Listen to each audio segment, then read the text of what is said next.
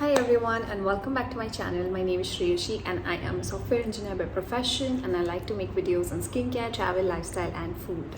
Continuing on my series for the 5 books that have really helped me change myself as a person and improve myself is the second book, which is one of the most renowned and most famous book. I don't think anyone in this world wouldn't be aware of this book. Majority of people who love to read must have heard about this book or came across this book, and which is The Atomic Habits. This is a book by James Clear. This is basically a book which talks about how you can build good habits in your life and how can you stick to those habits and how can you see an overall improvement in your life when you have those habits, when you create those habits, when you stick to those habits throughout the year or throughout your lifetime, and just keep following through them.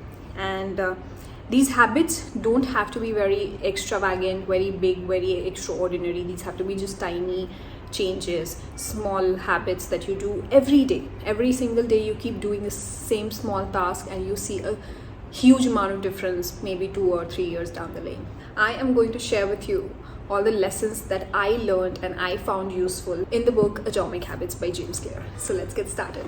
First lesson that this book teaches you is power of compounding. It talks about power of compounding. Power of compounding is a term which you come across in financial aspect of your life. Basically, if you invest and you invest for a longer duration of time, say for example you invest a small amount of money but you stay invested, you do not withdraw that money and you keep that money for a longer duration of time, then the compounding factor plays a huge role in increasing your wealth. So similarly, author here James Clear tries to say the same exact thing for your habits. Habits are also shown to have a compounding effect on your overall transformation.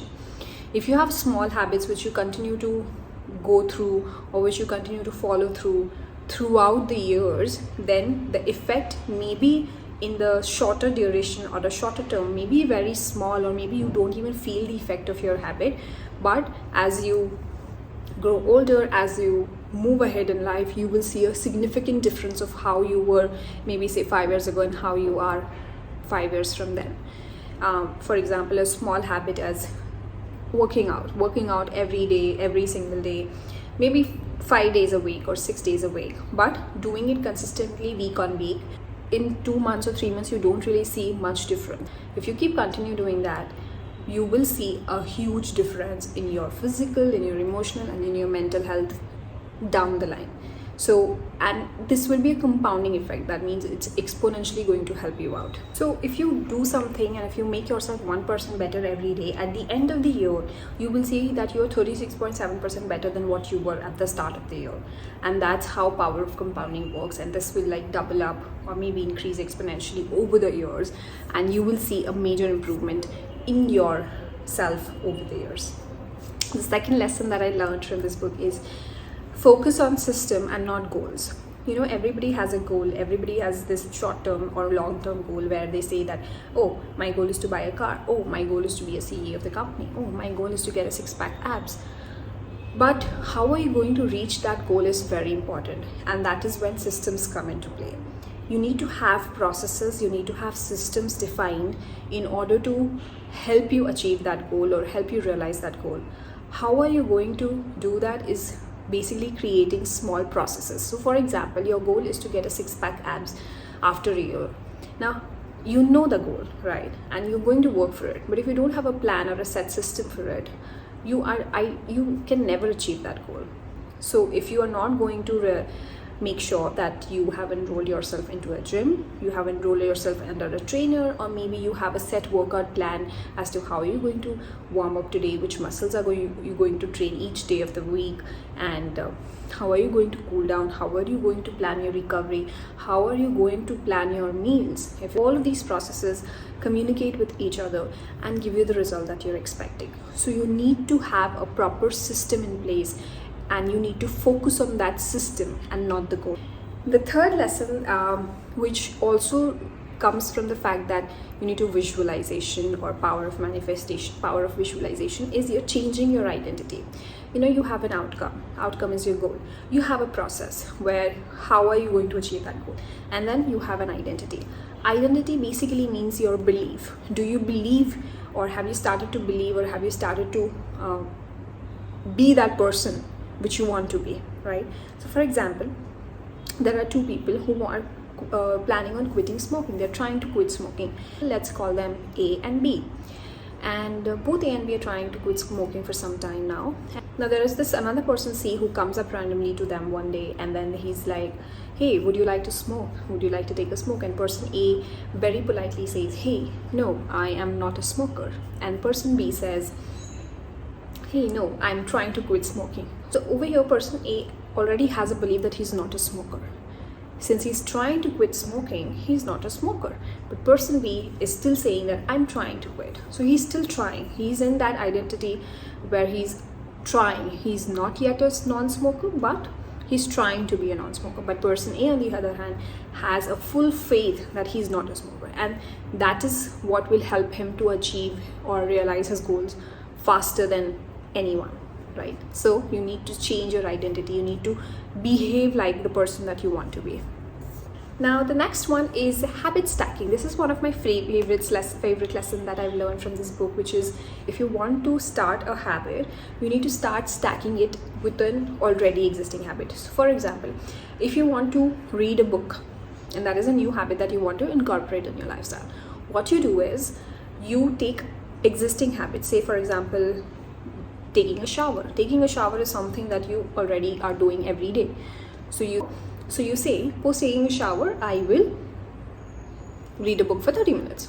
So this is how you are going to stack a new habit after an already existing habit, and that is how habit stacking will help you in the longer run, because you'll remember that after this habit I have to start reading a book, or maybe after brushing my teeth I have to go and walk for 30 minutes. The lesson that I learned is, you need to really make your habit very tempting. How?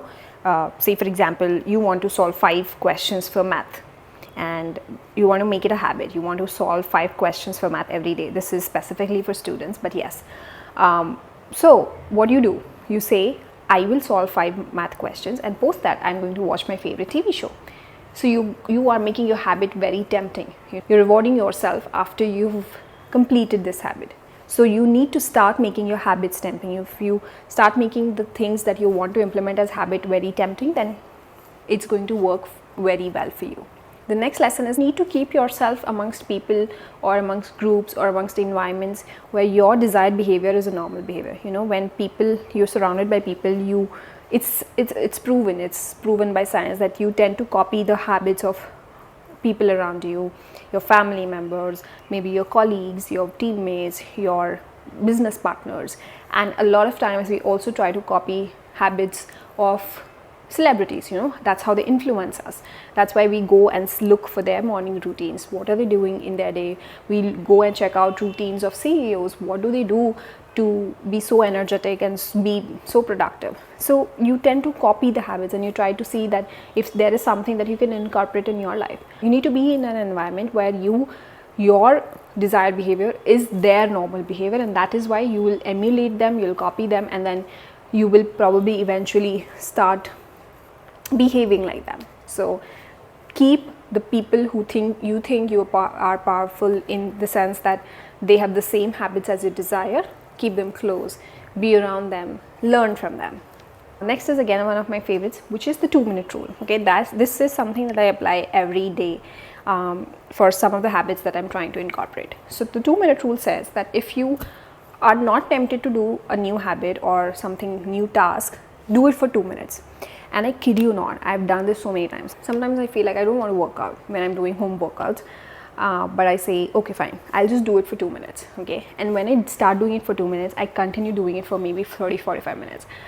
And similarly, any habit, if you start doing it for 2 minutes, I kid you not, you are definitely going to extend your time and do it for maybe 15-30 or maybe an hour. So just start with 2 minutes. Just say, okay, I don't want to do this, but I'm going to do it for 2 minutes. Just put a timer and say, I'm only going to do this for 2 minutes. It's always the start, it's always the start that pulls you back. You are not able to start something. You just feel like procrastinating everything. So just do it for 2 minutes and then see the results. Next is law of least effort. You know, humans have a tendency that something which takes least effort, they'll do that task first. Okay, so if you have to go to the gym tomorrow, and if you have to wake up at 5 o'clock and then decide on what to wear, and then fill up your water bottle, and then set up your gym bag, all of these things early in the morning at 5 o'clock will take a lot of effort. What I personally do, see, I am a human too. I've been going to the gym at 6:30 in the morning, and I kid you not, every day, every single day, even today when I woke up, I was like, why do I have to do this to myself? Why do I have to go to the gym? Why did I sign up for this early morning class? So, but what I do the previous night is I set up my clothes, I put everything I want in my gym bag, I also fill up my water bottle, and then when I wake up and I think all of these things, and I'm like, oh, but then I have laid out my clothes, so I need to really rush and get ready and, you know, go to the gym. And that really helps me to get out of the bed, get ready and get going. And once I'm done with that activity, that gym, I feel so happy and so nice that I did it for myself.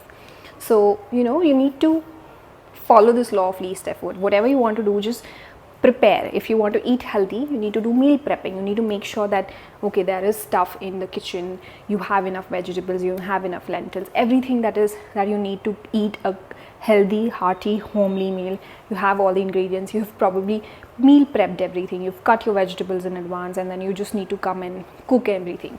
So yeah, you need to just make sure that when you're doing that habit, and if are some prerequisites needed for that habit, you have already implemented those. You've already done with the prerequisites. Last but not the least is the habit loop. A habit should have all these 4 things: a cue, a craving, a response, and a reward. Okay, so for example, you know, cue is wake up. Okay, craving is you want to feel alert after waking up.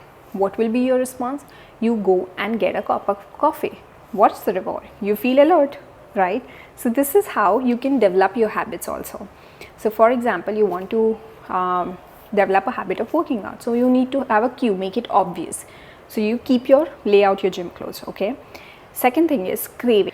Make sure that you follow simple workout routine. It's not very tough, it's not very hectic, it's not like you're dying after doing that workout. So that's your craving. If you want to make it very simple and all, maybe you choose a gym which is closer to you, or maybe you just do home workouts. That is also enough. Something is better than nothing. Home workouts are amazing.